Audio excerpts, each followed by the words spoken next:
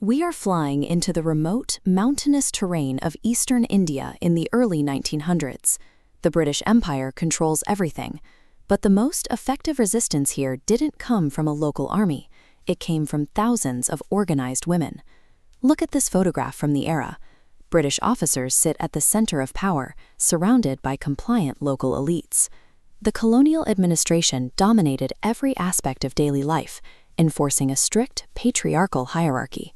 In a system built on total submission, a massive rebellion organized entirely by women caught the British off guard.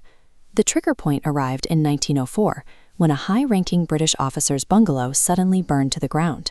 Instead of investigating the fire, the administration activated a policy called Lallup.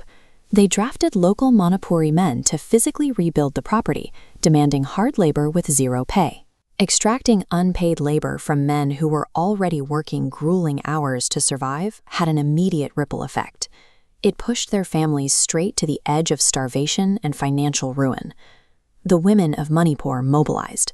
Thousands of them abandoned their homes and marched directly to the government offices and physically surrounded the British officials to demand an immediate end to the unpaid labor order. The sheer scale of the crowd paralyzed the administration.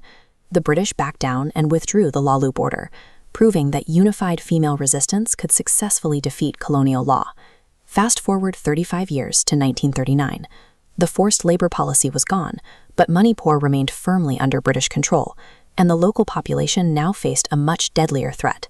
While the 1904 uprising was a fight over stolen labor on the left, the 1939 crisis was a fight over stolen resources on the right. British-backed traders were taking massive quantities of rice and aggressively exporting it to maximize profit margins. While outside traders accumulated immense wealth, they created an artificial, devastating food shortage back in Manipur. Local families were left to starve while their own harvests were shipped away. By draining the local food supply for export profits, the colonial economy pushed Manipuri society to its absolute breaking point. Once again, the women stepped up as the final line of defense. The Second Women's War, or Nupi Lan II, erupted when thousands of women organized to systematically blockade the export routes. They bypassed passive protest, they swarmed the active markets, shut down commerce, and physically confronted the wealthy traders and government officials coordinating the exports. Look at the sheer physical danger in this confrontation. The protests became so effective that the government deployed heavily armed police, leading to violent clashes where many women were severely injured by police batons. Despite the violence and injuries, the women held the line. They refused to break the blockade, ultimately forcing the colonial government to strictly limit the export of rice. By putting their bodies on the line to reclaim their own harvests, they successfully paralyzed the colonial economic machine. Stopping the rice exports was a massive victory, but the organizational network these women built during the blockade did not dissolve when the food crisis ended.